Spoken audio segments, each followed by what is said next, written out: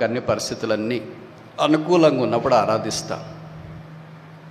ప్రతికూలంగా ఏ ఒక్క చిన్నది ఉన్నా కూడా ఏం ఆరాధిస్తానులే, ఇది ఇలాగ జరిగింది, అది అలాగ జరిగింది, అప్పుల్లో ఉన్నాం, పేదరికంలో ఉన్నాం, ఇబ్బందుల్లో ఉన్నాం, మా ఆయన తిట్టాడు, మా ఆవిడ తిట్టింది, మా పిల్లలు పట్టించుకోవట్లేదు, ఇరుగు పొరుగు అంతా మాకు అడ్డమైంది, ఎదురై కూర్చునింది, కాలం అంతా మాకు కలిసి రావట్లేదు, ఇంకేం ఆరాధిస్తాం, ఎవరో ఆరాధిస్తున్నారు కదా వారితో పాటు ఎక్కివేస్తానులే, అయినా మందిరానికి వెళ్ళకపోతే బాగుండదు కదా అని వచ్చిన వాళ్ళు ఇక్కడ కొంతమంది ఉన్నారు అనుకుంటా. 34వ కీర్తన 1, 2 వచనాలు కలిసి చదువుతాం. నేను ఎల్లప్పుడూ యెహోవాను సన్నతించెదను, నిత్యము ఆయన కీర్తి నా నోట నుండును. యెహోవాను బట్టి నేను అతిశయించున్నాను, దేనిలో దాని విని సంతోషించెదను. దావీదు అబీమెలెకు రాజు సన్నిధిలో నుండి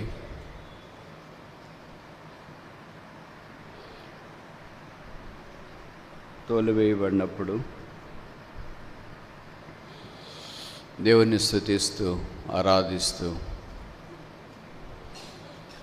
ఆయన ఆరాధన భావాన్ని ఈ 34వ కీర్తనలో గ్రంథస్థం చేసిన తీరు ఆశ్చర్యకరం.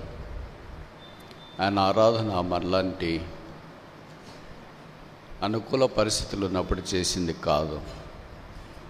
ప్రాణం అరిచేతిలో పెట్టుకొని కౌజు పెట్టే వలె, మిన్నెల వలె పరుగులు తీస్తుండగా దేవుడు ఆయనకెంత సమీపంగా ఉన్నాడో, మానవులు ఆయనకెంత దూరంగా ఉన్నారో, ఈ రెండింటి మధ్యలో దేవుని యొక్క మంచితనాన్ని జ్ఞాపం చేసుకుంటూ ఆయన పాడిన పాట 34వ కీర్తన. నేను ఎల్లప్పుడూ యెహోవాను సన్నతించెదను, నిత్యము ఆయన కీర్తి నా నోట నుండును. ఈ కీర్తన బ్యాక్డ్రాప్ వెనక చరిత్ర ఏంటి అంటే మీలో బహుశా కొంతమందికి తెలిసిండొచ్చు. దావీదు ఫిలిస్తీన్ల రాజు ఆకేష్, అదే అబీమెలెకు అని కూడా అంటారు. ఒకటి బిరుదు, ఒకటి పేరు. అక్కడికి వెళ్ళాల్సిన పరిస్థితి ఎందుకు వచ్చింది అని అంటే, సౌలు ఆయన ప్రాణాన్ని తీయటానికి దృఢం చేసుకుని ఉన్నాడన్న సంగతి దావీదు ఎరిగిన తర్వాత ఇంక ప్రాణం కాపాడుకోవటానికి ఇజ్రాయెల్ దేశం నుండి పక్కనున్న ఫిలిస్తీ దేశానికి వెళ్ళాడు. దాన్నే గెరారా అని కూడా అంటారు. ఇక్కడికి వెళ్ళిన తర్వాత రాజు సంస్థానంలో ఆయనకి ఎంట్రీ దొరికింది. ఎలాగో మనకు తెలియదు. రాజు ఈ సంగతులన్నీ విన్న తర్వాత దావీదుని చూసి దేవత లాంటి వాడని ఆయన అక్కడే ఉండనిచ్చినాడు. కాలం అంతా బాగా గడిచిపోతుంది. ఎప్పుడు మనం అనుకున్నట్లే ఉండదు కదా పరిస్థితి. ఇప్పుడు కొద్దిగా తారుమారైంది. దావీదు అంటే పడని వాళ్ళు వెళ్ళి ఆకీష్ దగ్గర ఇలాగ చెప్పారు, అబీమెలెకు దగ్గర. ఏమనంటే, దావీదు అనే వ్యక్తి ఎట్లాంటి వాడు అంటే అసలు దేవదూత లాంటి వాడు, మన దగ్గరికి రావడం చాలా గొప్ప సంగతి, ఇలాంటి వాడు మన ఆస్థానంలో ఉండడం వల్ల మనకు కూడా ఇంకా బ్యాండ్ విడ్త్ పెరుగుతుంది అన్నట్లుగా భవిష్య మాట్లాడినాడేమో. అప్పుడు పక్కన వాళ్ళు అన్నారు, అసలు ఆయన ఎవరో తెలుసా, ఎందుకు వచ్చాడో తెలుసా, బహుశా సంగతులు చెప్తే మీరు ఆశ్చర్యపోతారు అనుకుంటా అని రాజుతో ప్రస్తావించడం ఆరంభించున్నారు. మరి ఇక్కడికి మీరే ఈ మాట చెప్పేటప్పటికి ఏ రాజుకైనా ఎవరికైనా ప్రాణం మీద తీపి ఉంటుంది కదా, మమకారం ఉంటుంది. కనుక వెంటనే దావీదు పిలువనప్పుడనే ఆజ్ఞాపించిన. సైనికులు వచ్చినారు, దావీదుని పిలిచినారు. ఈ సంగతి దావీదుకి తెలిసింది, రాజు నిన్ను పిలుస్తున్నాడంట అని. ఎందుకు పిలుస్తాడో వాళ్ళని అడిగితే అజెండా చెప్తారు కదా. ఇలాగే వాళ్ళు నీ వంట పడనోళ్ళు పోయి చెప్పేశారు, నెక్స్ట్ మీరు రాజుని చంపడానికి ఇక్కడికి వచ్చారని, మీరు గొల్యాతుని చంపారంట కదా, మరి మీకు ఇదే లాస్ట్, బాగా ధైర్యం చేసుకుని పోండి అన్నారు. ఇంకా దావీదు రాజసింహాసనం దగ్గరికి వచ్చినాడు. అదే ఆయన ఆఖరి అనుకున్నాడు, ఇంకొండనేమో, దిస్ మై లాస్ట్ డే. అప్పుడు రాజుతో మాట్లాడడం ఆరంభించినాడు. ఇప్పుడు ఆయనకు ఒక ఐడియా వచ్చింది. మీకు తెలుసు కదా, ఒక ఐడియా జీవితాన్ని మార్చివేస్తుందని. బహుశా ఇక్కడి నుండే స్టార్ట్ అయిందేమో అది. అందుకే దావీదు వెర్రివాని వలె ప్రవర్తించడం ఆరంభించినాడు. మనకు అర్థమయ్యేటట్టు నేను ఇలాగ చెప్తా. ఒకళ్ళు ఫుల్ సొక్క వేసుకుని ఉంటే ఒకటి సగం దాకా మడుచుకొని, ట్రౌజర్ వేసుకుంటే సగం దాకా మడుచుకొని, బొగ్గు లాంటిది చాక్పీస్ లాంటిది తీసుకొని గోడలకు రాస్తూ, రాజు ఎదురుగా అలాగుంటే, రాజు నీ పేరు ఏంటంటే వాళ్ళ ఊరి పేరు చెప్పడం, వాళ్ళ పేరు అడిగితే వాళ్ళ నాన్నగారి పేరు చెప్పడం, ఆ రెండు అడిగితే వేరే వాళ్ళ పేరు చెప్పడం, ఇలాగూ తికమకగా జవాబులు చెప్పేటప్పటికి నోట్లో నుండి నొరుగు గారుతుంటే రాజు అన్నాడు, ఈ వెర్రివారిని నా దగ్గరికి ఎందుకు తీసుకుని వచ్చినారు, బయటికి తోలు వేడి పంపించండి అంటే ఆయన్ని బయటికి పంపించినారు. అప్పుడు బ్రతుకు జీవుడు అనుకుని ప్రాణాన్ని అరిచేతులు పెట్టుకొని దేవుడు నా ప్రాణాన్ని కాపాడాడని ఫిలిష్తీయుడు బయలుదేరాడు. ఎక్కడికి వెళ్ళాలా? ఇజ్రాయెల్ దేశానికి వస్తే సౌలు చంపుతాడు, పక్కన దేశం ఫిలిష్తీన్లో ఉంటే ఆ రాజు చంపేస్తాడు. ఈ రెండింటి మధ్యలో ఇరుకును పడిపోయి ఏం చేయాలో దిక్కుదోచగా ఆ రెండు దేశాలకు మధ్యలో కొండ ప్రాంతాలు ఉంటే ఆ కొండ వరుసలో గుహ ఉంది, దాన్నే అదుల్లాము గుహ అంటారు. ఆ గుహలో ప్రవేశించి అప్పుడు 34వ కీర్తన రాశాడు. అది ఆదివారం కాదు, ఫుల్గా తలాంటి చేసుకుని దండికి మేకప్ చేసుకుని ఫుల్గా తినేసి బైబిల్ పట్టుకుని పోయేసి నీ ప్రేమ అనటానికి ప్రాణం మీదికి వచ్చింది. అపాయాలు చుట్టుముట్టాయి. ఈ దిక్కుదోచని పరిస్థితుల్లో అలాంటి గుహలో నుండి అన్నాడు, యెహోవా నేను నిత్యము స్తుతిస్తా. నిత్యము స్తుతిస్తావా? అసలు నీకు ప్రాణభయం లేదా? నీ దేశంలోనికి రానీరు, పొరుగు దేశంలో నిన్ను నీరు, అసలు నువ్వు బ్రతుకుతావో లేదో నీకే తెలియదు, అయినా స్థుతిస్తావా? ఆకీస్ దగ్గరికి వెళ్ళినా, సౌలు దగ్గరికి వెళ్ళినా, నా ప్రాణాన్ని అరిచేతిలో పట్టుకున్నా, ఈ గుహలో ఉన్న సింహాసనం మీద ఉన్న అరణ్యములో పరుగులు తీస్తున్నా ఆయన స్తుతించట నేను మారను, తగ్గించను. అప్పుడు 2వ వచనంలో అన్నాడు, యెహోవాను బట్టి నేను అతిశయిస్తా. పాట కూడా ఉందనుకుంటా, ఇది సోలో సాంగ్, బట్ కొద్దిగా టఫ్. సన్నతించేదను ఎప్పుడు యెహోవాను అతిశయింతు. అతిశయం ఇలాంటి పరిస్థితులు వస్తుంది. మామూలు మనం పాస్ అయినప్పుడు పరీక్షలు అంటే అతిశయం వస్తుంది, సీట్ వస్తే అతిశయము, పెళ్ళైతే అతిశయం, పిల్లలైతే అతిశయం, ఉద్యోగం, ప్రమోషన్, ఇవన్నీ అతిశయాలు వస్తాయి. కానీ కష్టాల్లో అతిశయించేవారు ఉంటారంటారా? ప్రాణాన్ని అరిచేతిలో పట్టుకుని వెళ్ళేటప్పుడు అతిశయం వస్తుంది అంటారా? బతుకుతాడో చూస్తాడు ఆయనకి తెలియనప్పుడు అతిశయం వస్తుంది అంటారా? అలాంటి పరిస్థితుల్లో దేవుడిని ఆరాధించుట ట్రూ వర్షిప్, నిజమైన ఆరాధన. మనం ఈ ఆరాధనకి ఎంతో దూరంగా ఉన్నామంటే తప్పు కాదేమో. మనకు అన్ని పరిస్థితులన్నీ అనుకూలంగా ఉన్నప్పుడు ఆరాధిస్తాం. ప్రతికూలంగా ఏ ఒక్క చిన్నది ఉన్నా కూడా ఏం ఆరాధిస్తానులే, ఇది ఇలాగ జరిగింది, అది అలాగ జరిగింది, అప్పుల్లో ఉన్నాం, పేదరికంలో ఉన్నాం, ఇబ్బందుల్లో ఉన్నాం, మా ఆయన తిట్టాడు, మా ఆవిడ తిట్టింది, మా పిల్లలు పట్టించుకోవట్లేదు, ఇరుగు పొరుగు అంతా మాకు అడ్డమైంది, ఎదురై కూర్చునింది, కాలం అంతా మాకు కలిసి రావట్లేదు, ఇంకేం ఆరాధిస్తాం, ఎవరో ఆరాధిస్తున్నారు కదా వారితో పాటు ఎక్కివేస్తానులే, అయినా మందిరానికి వెళ్ళకపోతే బాగుండదు కదా అని వచ్చిన వాళ్ళు ఇక్కడ కొంతమంది ఉన్నారు అనుకుంటా. నాకు తెలిసి దావీదు లాంటి కష్టాలు ఉన్నవాళ్ళు ఇక్కడ ఎవరు లేరు. దేశ బహిష్కరణకు గురైనప్పుడు ఆరాధన వస్తుందా?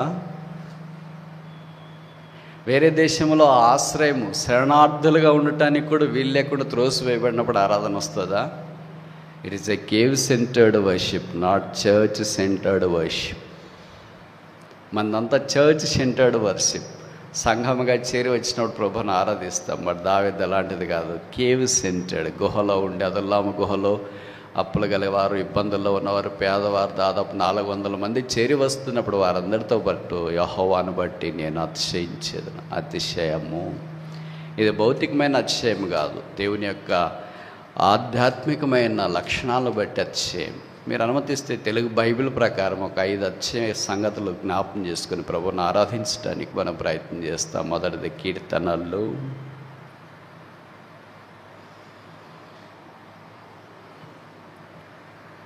ఐదు 7 Psalm 5:7. నేనైతే నీ కృపాతిశయమును బట్టి నీ మందిరంలో ప్రవేశించేదను, నీ ఎడల భయభక్తులు కలిగి నీ పరిశుద్ధాలయం దిక్కు చూచి నమస్కరించేదను. ఆరాధించుట, వర్షిప్ అనే ఇంగ్లీష్ పదానికి తెలుగులో కనీసం 4 పదాలు వాడబడుతూ వచ్చినాయి. నమస్కరించుట, సాగిలపడుట, మొరొక్కుట, ఆరాధించుట. వర్షిప్ అనే దానికి అబ్రహాం వాడిన పదం ఏంటంటే, మొట్టమొదటి బైబిల్లో వర్షిప్ అనేది అక్కడే కనిపిస్తుంది. ఆదికాండం 22వ అధ్యాయంలో అబ్రహాం తన కుమారుని ఇస్సాకును దేవుడు చూపించి మోరియా పర్వతం వైపు తీసుకుని వెళ్ళటానికి పరుగులెత్తుంటే తన పనివారిని చూసి అన్నాడు, మీరు ఈ గాడితో ఇక్కడే ఉండండి, నేను ఈ చిన్నవాడును అక్కడికి వెళ్ళి దేవునికి మొరొక్కుట అనేది ఆరాధనకి తెలుగులో మొదట వాడబడిన పదం వర్షిప్ అనే దానికి. తర్వాత నమస్కరించడం ఇక్కడ దావీదు రాస్తూ వచ్చినాడు. నమస్కారం చేయుట, పూజించటం అనే పదం మన తూర్పు దేశపు జ్ఞానులు పరిచయం చేశారు. మత్తయి సువార్త 2వ అధ్యాయంలో, where is he that is born king of Jews for we came to worship him. యూదుల రాజుగా పుట్టిన వాడెక్కడ, మేము ఆయనను పూజింపవచ్చితిమి. పూజించేవాళ్ళు పూజారులు. సాధారణంగా మనం ఈ పదం వాడం, ఇది క్రైస్తవేతర పదం అని అనుకుంటాం, అందుకే ఆరాధన అనే పదం వాడతాం. అది మనకి ఎవరు నేర్పించినారు? యోహాను సువార్త 4వ అధ్యాయంలో సమరయ స్త్రీ యేసు ప్రభు యొక్క సంభాషణలో అది బహిర్గతమైనట్లు మనం చూస్తాం. 4:24 యోహాను సువార్తలో, for God is spirit, they that worship him must worship in truth and spirit. దేవుడు ఆత్మ కనుక ఆయన ఆరాధించువారు, కనుక ఆరాధికులు, నమస్కరించువారు, పూజ చేయవారు, మొక్కువారు అంతా ఒకే పదమే. ఇక రాయబడిన మాట, నీ కృపాతిశయమును బట్టి నీ మందిరములో ప్రవేశించి నీలో భయభక్తులు కలిగి నీ పరిశుద్ధాలయము దిక్కు చూసి నమస్కరించెదను. కీర్తనల్లో నమస్కరించుట, ఆరాధన చేయుట అనే మాట కనీసము 40 సార్లు మనకు కనిపిస్తుంది. మొదటి ఇక్కడే కనిపిస్తుంది అంటే తప్పు కాదేమో. ఆఖరిగా 138 వర్స్ 2 కీర్తనలో చెప్తున్నా నేను, వేరే పుస్తకాల్లో కాదు. Psalm 138 verse 2, 138:2. స్తుతించుట అనే పదం కాదు, పాడుట, కొనియాడుట, పొగడుట అనే పదం కాదు. నమస్కరించుట, ఆరాధించుట, పూజ చేయుట, మొక్కుట. 138 వర్స్ 2, నీ పరిశుద్ధాలయము తట్టు నేను నమస్కారము చేయుచున్నాను. నమస్కారము, ఆరాధించుట. కనుక మొదట దావీదు ఏ జ్ఞాపకం చేస్తున్నాడంటే కృపాతిశయం. ఏమనాలి దీన్ని? కృపాప్లత అతిశయం, కృపలో అతిశయించుట. Glorying in the grace of God. దేవుని కృప మానవులమైన మన యెడల యేసుక్రీస్తు ప్రభు ద్వారా ప్రత్యక్షమైంది. అందుకనే బైబిల్లో చెప్పబడింది, ఆయన కృపగలవాడు, కృపయందు రిచ్ ఇన్ గ్రేస్. కృపలో ఐశ్వర్యవంతుడు, కృపాసత్య సంపూర్ణుడుగా మన మధ్యలోనికి భూమి మీదకి దిగి వచ్చినాడు. ఎఫెసీ పత్రిక 2వ అధ్యాయంలో చెప్పబడింది, ఇది మీ వల్ల కలిగింది కాదు, దేవుని వరమే, అనగా కృప. రక్షణ కార్యము మన జీవితాల్లో యేసుక్రీస్తు ప్రభు యొక్క శిలువ ద్వారా జరిగించబడింది. ఆయన ఉచితమైన కృపే పాపలమై పడి చెడి పాతాళమై పరుగులు తీస్తూ నిరీక్షణకు ఆధారం లేకుండా జీవిస్తున్న మానవాళి కొరకు దేవుడు మానవుడిగా ఈ భూమి మీదకి దిగి వచ్చి పాపం లేనివాడిగా జన్మించి, పాపం లేనివాడిగా జీవించి, పాపముగా చేయబట్టానికి సెలువు మీదకి వెళ్ళి మన పాపాలు ఆయన మోసుకున్నాడు, వ్యసనాలు ఆయన మోసుకున్నాడు. బైబిల్లో రాయబడింది యెషయా 53, ఆయన మన రోగములను భరించెను. రోగము ఏకవచనం కాదు, రోగములను భరించెను బహువచనం. సాధారణంగా ఒక రోగి మన ఇంట్లో ఉన్నాడంటే, దీర్ఘకాలిక రోగులు ఉన్నారనుకోండి, వాళ్ళకి ప్రత్యేకమైన ఒక రూమ్ పెట్టేసి వాళ్ళని చూసుకుంటూ ఉంటారు. బట్ చూసుకోవడం అంత తేలికేం కాదు, చాలా కష్టమైంది. ఒకవేళ కొంతకాలం అయిపోయిన తర్వాత వాళ్ళు కాలం గడిచినారనుకోండి, లోకాన్ని ఇడిచిపెట్టినారనుకోండి, వాళ్ళు వాడిన బట్టలు, ఇంజక్షన్లు, సిరంజులు, పాత మెడికల్ కిట్, అది ఇదన్నీ ఏం చేస్తారు? మ్యూజియంలో పెట్టుకుంటారా? ఇంట్లో దాచుకుంటారా? అన్నీ కట్టేసి గంట కట్టి ఎక్కడో ఒక దగ్గర తీసుకెళ్ళి కాలువలోనో, బావిలోనో, రోడ్డు పక్కన ఎవరికి తెలియకుండా మొత్తానికి పడేసి వస్తారు. మీ వాళ్ళేగా, మీ నాన్నగారేగా, మీ అమ్మగారేగా, మీ ఆయనేగా, మీ ఆవిడేగా, మీ పిల్లలేగా, వాళ్ళు వాడిందేగా. మరి ఎందుకు అక్కడ పడేసి వచ్చిన? వాళ్ళు పేషెంట్స్ బ్రదర్. పేషెంట్స్ అయితే ఇన్ఫెక్షన్ వస్తుంది, రోగులది ఇన్ఫెక్షన్ వస్తుందని మనం భయపడతాం. మన ఇంట్లో నీ ఒక్క వ్యక్తిది, ప్రపంచంలో 200 దేశాల్లో 8 బిలియన్ల ప్రజలకి ఇన్ఫెక్షన్ ఒకే ఒక్కడు భరించినాడు. 8 బిలియన్ల ప్రజల యొక్క రోగాన్ని ఒకే ఒక్కడు భరించిన, 8 బిలియన్ల ప్రజల యొక్క అపరాధాలు ఒకే ఒక్కడు భరించిన, 8 బిలియన్ల ప్రజల కొరకు శాపగ్రాహిగా ఒకే ఒక్కడు మార్చబడ్డాడు. ఆయన పేరు యేసు. మన పక్కనున్న వారి రోగాన్ని మనం సహించలేము. హాస్పిటల్ వాతావరణం కొంతమందికి పడదు, హాస్పిటల్కి పోకమనిపో వాళ్ళకి వాంతి వస్తుంది. అది యేసుక్రీస్తు ప్రభువారు మన కొరకు గాయపరచబడ్డాడు, మన కొరకు అవమానపరచబడ్డాడు, స్వరూపమైన సొగసైన లేనివాడిగా చేయబడ్డాడు. యెషయా గ్రంథం 1వ అధ్యాయంలో చెప్పబడింది, దోషభర్త జనమా, చెరుపు చేయి పిల్లలారా, సర్ప సంతానమా, అరికాల మొదలుకొని నన్నెత్తి దాకా స్వస్థత కొంచెమైనా లేని మానవ జాతి, రండి మన వివాదం తీర్చుకుందాము. మీ పాపంలో ఎర్రనివైనను హిమవలే తెల్లగాగును. యేసు రక్తం ప్రతి పాప నుండి మనల్ని కడిగి పవిత్రులుగా చేసింది. కొత్త నిబంధనలో సర్వమానవ కోటికి రక్షణ ఇచ్చుట కొరకై తీతు పత్రిక 2వ అధ్యాయంలో మనం చూస్తాం, సమస్త మనుషులకు రక్షణకరమగు దేవుని కృప ప్రత్యక్షమైనప్పుడు. Christ is the revelation of God's grace. అందుకే అపోస్తలుడైన పౌలు కొరింథీయుల్లో అన్నారు, మీరు మన ప్రభువైన యేసుక్రీస్తు కృపని ఎరుగుదురు కదా. ఎరుగుదురు కదా అంటే ప్రశ్న. అప్పటి జవాబు ఏంటంటే, ఆయన ధనవంతుడైందియో ఆయన దరిద్రతను బట్టి మనము ధనవంతులగట కొరకు ఆయన దరిద్రుడాయను. There is no work in the whole history of the universe a rich man became poor in order to make the poor rich. ఒక దరిద్రుడు ధనవంతుని చేయటి కొరకే ధనవంతుడు దరిద్రుడు కావడం అనేది చరిత్రలో లేదు. ఒకే ఒక్కసారి, అదే యేసు. ఆయన కృపాతిశయము మన జీవితాంతం తలపోసుకున్న మనం రుణస్థలమే. అందుకే 40వ కీర్తన 9-10 అనుకుంటా, వారి ప్రాణ విమోచన క్రయధనం గొప్పది, అది ఎన్నటికీ తీరక అట్లుండవలసిందే. నేను యెహోవాను బట్టి అతిశయించేదను. మొదటి హేతువు ఆయన కృపాతిశయములు కలిగిన వాడు. రెండవది చూస్తామా, కీర్తనలు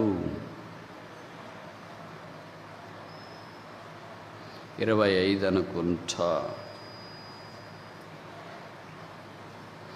verse 6, Psalm 25 verse 6, 25వ కీర్తన 6వ వచనం, 25:6, యెహోవా నీ కరుణాతిశయములను జ్ఞాపం చేసుకునము.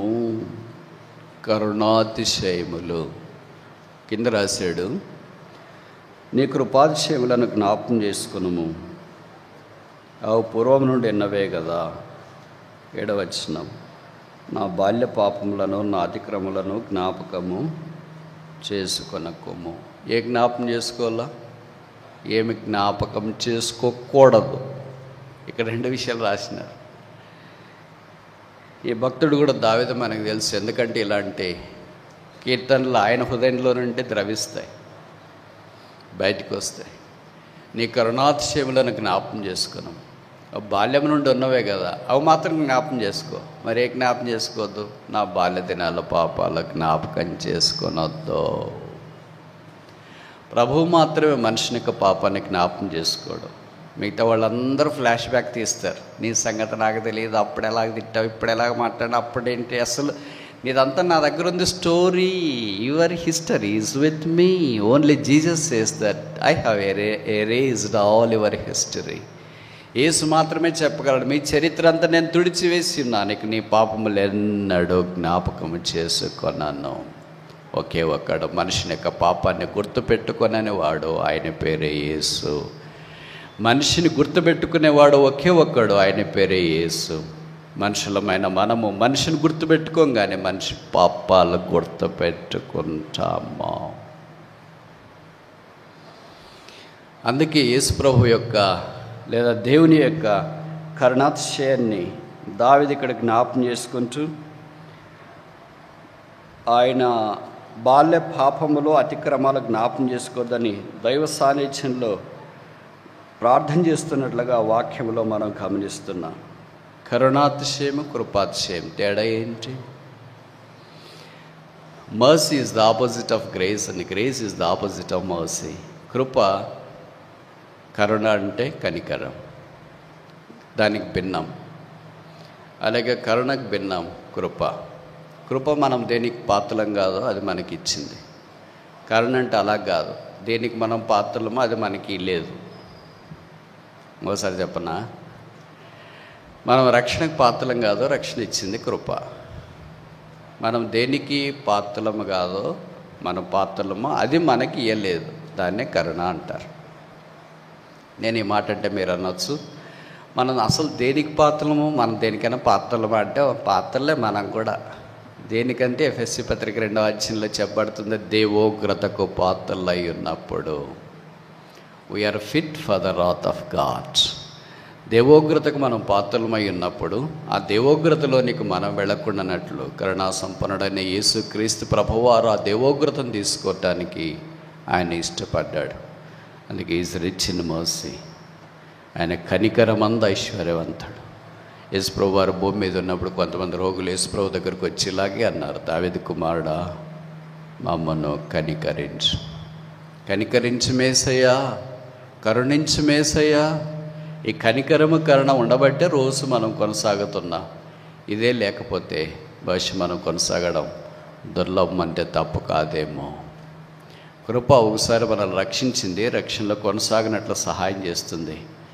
కరుణ మన అనుదిన బలహీనతల్లో పడిపోయినప్పుడు ప్రభు దగ్గరికి వచ్చి క్షమాపణ కోరినప్పుడు క్షమించి కరుణించబడ్డ కొరకై ఎబ్రి 4:16 ఆయన సాన్నిధ్యంలో చేరి ప్రార్థన చేసే అవకాశంలోనికి మనం వచ్చినాం.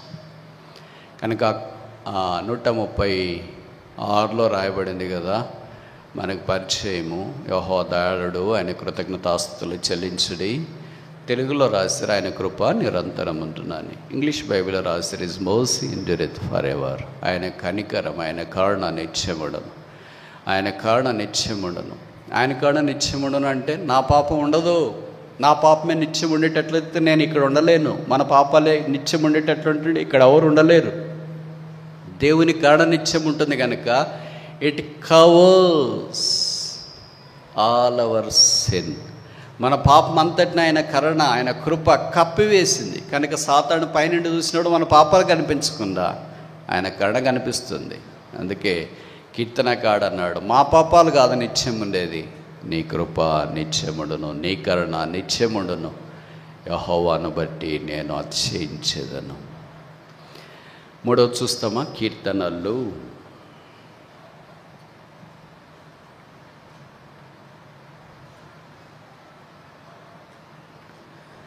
66 అనుకుంటా 3. Psalm 66 verse 3. 66వ కీర్తన. Psalm 66 verse 3. ఇలాగూ దేవునికి స్తోత్రము చెల్లించుడి, నీ కార్యములు ఎంతో భీకరమైనవి, నీ బలాతిశయమును బట్టి నీ శత్రువులు లొంగి నీ యొద్దకు వచ్చెదరు. 3వ అతిశయం ఏంటి? బలాతిశయము. మొదటిది ఏంటి? కృపాతిశయము. రెండవది ఏంటి? కరుణాతిశయము. మూడవది ఏంటి? బలాతిశయము. ఆయన బలమే. అందుకే 18వ కీర్తన 1వ వచనంలో కీర్తనకాడైన దావీదు అన్నాడు, యెహోవా నా బలమా, the Lord is my strength. దావీదు లాంటివాడికి బలం కావాలా? అసలు దావీదు అంటేనే బలాఢ్యుడు. 18 ఏళ్ల వయసు, టీనేజ్గా ఉన్నప్పుడే గొల్లియాతు లాంటి వాడిని మట్టి కరిపించిన వాడు, సింహాన్ని ఎలుగుబట్టిన ఒక్కసారిగా దౌడు పట్టుకొని చీల్చేసిన వాడు, ఫిలిస్తీన్ల సైన్యాన్ని గడగడలాడించిన వాడు. బలంలో ఎవరైనా దావీదు తర్వాతే, మన దావీదే ఫస్ట్. అలాంటి వాడు దైవ సాన్నిధ్యంలోనికి వచ్చిన తర్వాత, నా బలమంతా వ్యర్థం ప్రభువా, నీవే నా బలం, the Lord is my strength, యెహోవాయే నా బలము. దావీదు లాంటోడి 75 కీర్తనలు రాసినోడికే దేవుడు బలం కావాల్సి వస్తే, రాసిన కీర్తనలు చదువుకునే బద్ధకమైన మన సంగతి ఏంటి? ఇశ్రాయేలీయులు మదరగాయకుడే దేవుడు నా బలము అని అంటే, మనం పాడితే ఎవరు ఉండరు, మన సంగతి ఏంటి? దేవుణ్ణి గుహలో ఉన్నా కూడా అతిశయించి స్తుతించడానికి హేతువుగా చేసుకున్న వాడే యెహోవాయే నా బలం అంటే, అన్నీ అనుకూలంగా ఉన్న దేవుణ్ణి ఆరాధించడానికి, నమస్కరించడానికి మనసురాని మన సంగతి ఏంటి? 400 మంది అప్పుల్లో ఉన్నవారు, ఇబ్బందుల్లో ఉన్నవారు, కష్టాల్లో ఉన్నవారు తన చుట్టూ ఉన్నప్పుడు నిరుత్సాహపడకుండా ఒక ధీరోదాత్తమైన నాయకుడు వలె నడిపించగలిగే వాడే యెహోవా నా బలం అంటే, మనమే డస్సి సోలిపోయి సొమ్మసిల్లిపోయి ముందుకు సాగలేకెడుతున్న మన సంగతి ఏంటి?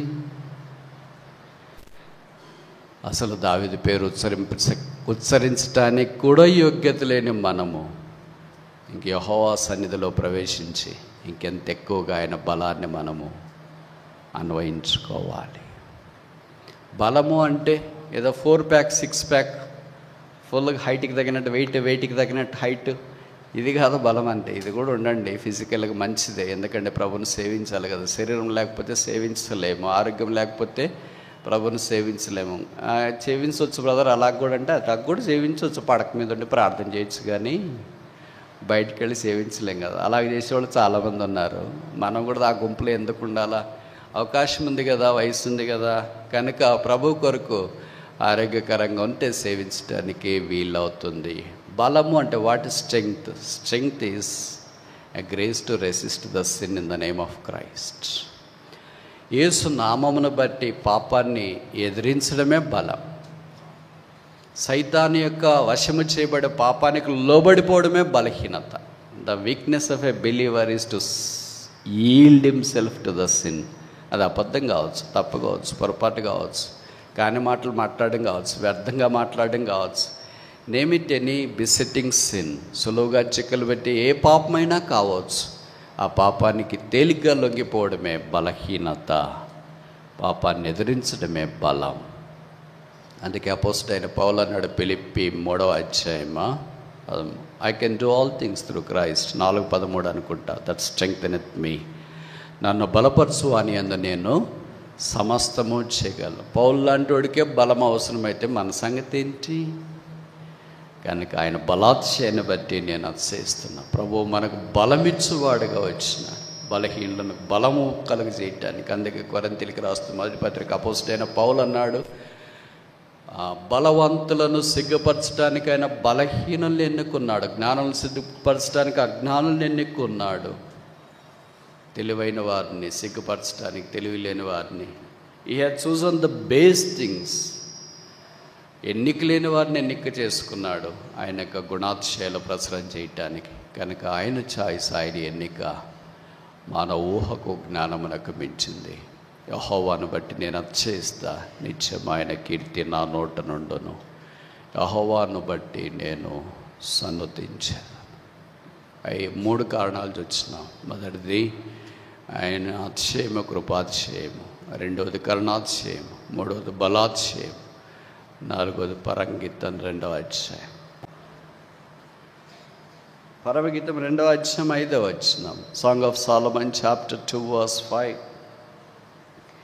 ప్రేమాతిశయము చేత నేను మూర్ఛిల్లుచున్నాను, ద్రాక్ష పండ్ల ఎడలు పెట్టి నన్ను బలపరచుడి, జల్దరు పండ్లు పెట్టి నన్ను ఆదరించుడి. 4వ అధ్యాయం ఏంటి? 4వ అధ్యాయం ఏంటి? ప్రేమాతిశయం. నేను తెలుగు బైబిల్ ప్రకారం చెప్తున్నా, అందుకే రిథమిక్గా వస్తాయి. మీరు ఇట్లే ఇంగ్లీష్ బైబిల్లో కూడా రిథమిక్గా ఉంటాయంటే ఉండవు. అందుకే ఆయన ప్రేమమయుడు, ప్రేమస్వరూపి, ప్రేమ గలవాడు. God is love. దేవుడే ప్రేమ అయి ఉన్నాడని బైబిల్ సెలవిస్తుంది. వెన్ గాడ్ ఈజ్ లవ్, లోకం ఏమంటుందంటే when God is love, love is also God. No, that's incorrect. Opposite reaction is incorrect. దేవుడే ప్రేమ గలవాడు, ప్రేమ దేవుడు కాదు. ఆ ప్రేమైన యేసు ప్రభు వారు మనల్ని ప్రేమించి, రోమపత్రికలో చెప్పబడింది, దేవుడు తన ప్రేమను మన వెల్లడిపరుచున్నాడు. ఎట్లనగా మనం బలహీనమై ఉండగా, భక్తిహీనమై ఉండగా, శత్రులమై ఉండగా, పాపలమై ఉండగా, యుక్తకాలమున క్రీస్తు యేసు మన కొరకై చనిపోయెను. ప్రేమ, లవ్ డిమాండ్స్ లైఫ్. ఇంకోసారి చెప్పనా? Love demands life. ప్రేమ ప్రాణం కోరుతుంది. ఆయన మనల్ని ప్రేమించినాడు కనుక ప్రాణం పెట్టడానికి, పాపుల రక్షకుడిగా ప్రాణదాతగా ఈ భూమి దిగి వచ్చినాడు. అందుకే మనందరి కొరకై ప్రాణ విమోచకుడుగా ప్రాణముకు ప్రాణం పెట్టడానికి ఇష్టపడ్డాడు. బైబిల్లో సెలవు ఇవ్వబడింది, తండ్రి నీ చేతికి నా ఆత్మను అప్పగించున్నానని చెప్పి తల వంచి ప్రాణము విడిచెను. ఆయన ప్రాణం విడిస్తే కానీ మన ప్రాణం లేచి రాదు. ఆయన చనిపోతే కానీ చనిపోయిన మనం లేవలేము. By his death we are resurrected. ఆయన మరణమును బట్టి మనము జీవములోనికి, పునరుత్థానములోనికి తీసుకురాబడ్డాం. Death of Christ has wrought life in us. యేసు లేదా క్రీస్తు యొక్క మరణం మనలో జీవార్థకంగా మార్చబడుతూ వచ్చింది. అందుకే యోహాను సువార్త 5వ అధ్యాయం, నా మాట విని నన్ను పంపిన వాని యందు విశ్వాసం ఉంచు ప్రతివాడు తీర్పులోనికి రాక మరణములో నుండి జీవంలోనికి దాటి ఉన్నాడు.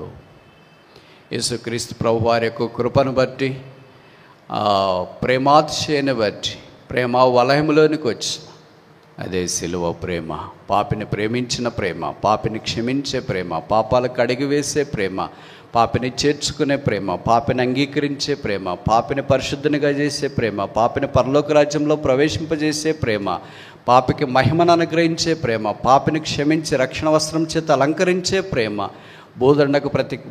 బూడిదకు ప్రతిగా పూదండను అనుగ్రహించే ప్రేమ, దుఃఖము నిట్టూర్పు ఎగిరిపోయినట్టు చేసే ప్రేమ, తలల మీద నిత్యానందం ఉంచే ప్రేమ, నిత్య నరకములో నుండి నిత్య రాజ్యంలోనికి ప్రవేశింపచేసిన ప్రేమ, క్రీస్తు ప్రేమ, శిలువ ప్రేమ, దైవ ప్రేమ, కల్వరి ప్రేమ, నిస్వార్థమైన ప్రేమ, శాశ్వతమైన ప్రేమ. ఆ ప్రేమే యేసుక్రీస్తు ప్రభు. ఆ ప్రేమాతిశయము ద్వారా ఆధ్యాత్మికమైన క్రైస్తవ వలయములోనికి మనం తీసుకురాబడ్డాం. No love, no Christ. ప్రేమ లేకుండా క్రీస్తును మనం ఊహించుకోలేం, క్రైస్తవ్యాన్ని ఊహించుకోలేం. క్రీస్తు ప్రేమ స్వరూపి. 5వ దాకా చూస్తాం. నిర్గమాకాండం 15వ అధ్యాయం 7వ వచనం అనుకుంటా. Exodus chapter 15 verse 7. నిర్గమ 15:7. నీ మీదకి లేచి వారిని నీ మహిమాతిశయం వలన అణిచివేదు, నీ కోపాగ్ని రగలజేయదు, వారిని చెత్తవలే దహించివేను. నీ మహిమాతిశయం ఎక్కడి నుండి ఎక్కడి దాకా మనల్ని ప్రభు తీసుకుని వస్తున్నాడో చూడండి. పాపలమై దేవోగ్రతకు పాత్రలమై అనగా మరణప్రాయులమైన మనల్ని, నిచ్చిన నరకానికి వెళ్ళవలసిన మనల్ని మహిమలోనికి తోడుకొని వచ్చినాడు. ఇప్పుడు మహిమాతిశయాన్ని మనకు జ్ఞాపకం చేస్తున్నాడు. బైబిల్ సెలవిస్తుంది, రోమపత్రిక, అందరినో పాపం చేసి దేవుడు అనుగ్రహించిన మహిమను పొందలేకపోతున్నారు, మహిమకు దూరం అయిపోయించమి.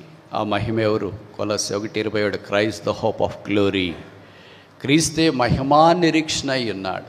ఆ క్రీస్తుకు దూరంగా, మహిమకు దూరంగా, పాపాన్ని బట్టి మరణానికి దగ్గరలో ఉన్న మనల్ని మహిమా స్వరూపేణ యేసుక్రీస్తు ప్రభువారు మహిమిచ్చుట కొరకే ఈ భూమి మీదకి దిగి వచ్చినాడు. అందుకే యోహాను 17:4 చెప్పబడింది, తండ్రి నీవు చేయుటకు నాకు ఇచ్చిన పని నేను భూమి మీద సంపూర్ణంగా నెరవేర్చి నిన్నో మహిమా పారచితిని. ఆయన పరిచర్య మహిమ. ఆయన సెలవులో మన కొరకై చెల్లించిన క్రయధనము ద్వారా ఇప్పుడు మహిమలోనికి మనం తీసుకురాబడుతున్నాం. మన దగ్గరికి మహిమగల సువార్త వచ్చింది. మహిమగల సువార్త ద్వారా రక్షణ పొంది మహిమగల సంఘములోనికి వచ్చినాం. మహిమగల సంఘములో నుండి ఓ దినాన్న మహిమతో రాబోతున్న యేసుక్రీస్తు ప్రభు మహిమలో మనం ప్రవేశించిన ఉన్నాం. ఆ తర్వాత ఆయన మహిమలో మనం ఆయన చూస్తాం. మకుటధారుడైన యేసు, సింహాసనాసనుడైన యేసున మహారాజ్యంలో మహిమలో మనం చూడనన్నాం. విచిత్రం ఏంటంటే ఈ దీన శరీరాలు కూడా మహిమగల శరీరాలుగా మార్చబడి ఆయనతో పాటు సదాకాలం ఉంటాయి. అప్పుడు వేదన, కృంగుదల, బాధ, అవమానము, పోరాటం ఇవన్నీ లేని శరీరాన్ని మనం ధరించుకుంటాం. What a glorious body it could be. ఎంత మహిమాన్వితమైన శరీరముగా అది మార్చబడుతుంది. కక్ష లేదు, ద్వేషం లేదు, కలహం లేదు, స్వార్థం లేదు, ఆకలి లేదు, దప్పిక లేదు, వంచన లేదు, క్రూరత్వము లేదు, డబల్ యాక్షన్ లేదు, హిపోక్రసీ లేదు. Oh that could be such a fabulous scene. అది ఎంతో ఆశీర్వాదకరమైన దృశ్యంగా మార్చబడుతుంది. ప్రభు మనల్ని అలాగ చేశాడు. ఇది ఉచితం, ఇది వరం, ఇది దీవెన, ఇది భిక్ష, ఇది ఆయన అనుగ్రహించిన స్వాస్థ్యం. దీనికి ఒక్క పైసా అంటే ఒక్క పైసా కూడా మనం చెల్లించలేదు. క్రయం అంతా ప్రాణదాత అని యేసునొద్ద నుండి వచ్చింది. ఇప్పుడు అనుగ్రహించబడిన ఆ భిక్షను మనం స్వాతంత్రించుకొని స్వీకరించి ఆయన పరిశుద్ధాలయము దిక్కు చేరి ఆయన పాదపద్మముల చెంత ప్రణతిల్లి నమస్కరించాలని, మ్రొక్కాలని, పూజించాలని, ఆరాధించాలని దేవుని యొక్క ఉద్దేశం. దావీదు కళ్ళు తెరి చూస్తే అదుల్లాము గుహలో తను కనిపిస్తున్నాడు. బహుశా కళ్ళు మూసుకుంటే దేవుని యొక్క అతిశయంలో తాను మునిగి తేలుతూ ఉన్నాడు. ఆహా, దేవుని బుద్ధి జ్ఞాన బాహుళ్యములు ఎంత దొద్దవి. దావీదు 34వ కీర్తన రాసేటప్పుడు యేసు ప్రభుని గురించి ఈ భూమి మీదకి వస్తాడనేది ఆయనకు ప్రవచనం తెలుసు, కానీ అక్షరం తెలియదు. మెరీ క్రిస్మస్ అంటే ఆయనకు తెలియదు. యేసు ప్రభు వారు భూమి మీద జీవిస్తాడు, అద్భుతాలు ఆశ్చర్యకార్యాలు చేస్తాడంటే ప్రవచనం తెలుసు, కానీ చేసిన సంగతులు ఆయనకి తెలియదు. గుడ్డివాడు స్వస్థ పొందింది, దయ్యాలు వెళ్ళగొట్టబడినవాడు స్వస్థితుడయింది, చనిపోయిన లాజరు లేపబడింది, ఇవన్నీ అద్భుతాలు ఆయనకు తెలియదు. మనకు తెలుసు. యేసు ప్రభు వారు శిలువ మీదకి వెళ్ళింది, ఆయనకు ప్రవచనం తెలుసు, కానీ అక్షరం తెలియదు. యేసు రక్తము ప్రవచనం తెలుసు, కానీ అనుభవం తెలియదు. యేసు సమాధిలో నుండి తిరిగి పునరుత్థానం లేచుట ఆయనకు ప్రవచనం తెలుసు, కానీ అనుభవం తెలియదు. యేసు తిరిగి రాబోతున్నాడు అన్నది అక్షర సత్యం. తెలియని ప్రవచనాలు మాత్రమే తెలిసి అనుభవము ఆయన జీవితంలో అప్పటికి సార్థం కానప్పుడే యెహోవాను బట్టి నేను అతిశయించేదని నిత్యమైన కీర్తి నా నోట నుండును ఆయన దేవుని గురించి గాన ప్రతిగానాలు చేస్తూ, ఆరాధన సంకీర్తనలు చేస్తూ, పూజిస్తూ, మ్రొక్కుతూ, నమస్కరిస్తూ ప్రభు కొరకు బ్రతికిన భక్తుడు దావీదైతే ఆ కృప దగ్గరికి వచ్చి శిలువ వైపు చూస్తూ రక్షణ పొంది, పాపక్షమాపణ పొంది, శిలువ రక్తం ద్వారా కడగబడి శుద్ధీకరించబడి, పంది వలె పొడులుతున్న మనల్ని, కుక్క వలె తిరుగుతున్న మనల్ని యేసు రక్తం కడిగి పరిశుద్ధపరిచి దేవుని జనముగా, స్వాస్థ్యముగా, ప్రజగా, సంఘముగా చేసి ఆయన ఆలయంలోనికి తోడుకొని వచ్చి ఆయన ఆరాధించే భాగ్యంలోనికి తీసుకుని రాబడిన మనము ఈ కొత్త నిబంధన భక్తులము. పాత నిబంధన భక్తుల కంటే ఇంకా ఎక్కువగా ప్రభువుని ఆరాధించాలి కదా. మరి మనం వారితో కూడా కలిసి యెహోవాను బట్టి నేను ఆరాధించేదను, నీ పరిశుద్ధాలయం దిక్కున చేరి నేను నిన్ను నమస్కరించేదనని విమోచించబడిన ఆత్మ తమ ఆరాధనల సింహాసనం మీద ఆ ప్రాణదాతైన రక్షకుడని యేసును ఆసీనుని చేయను గాక.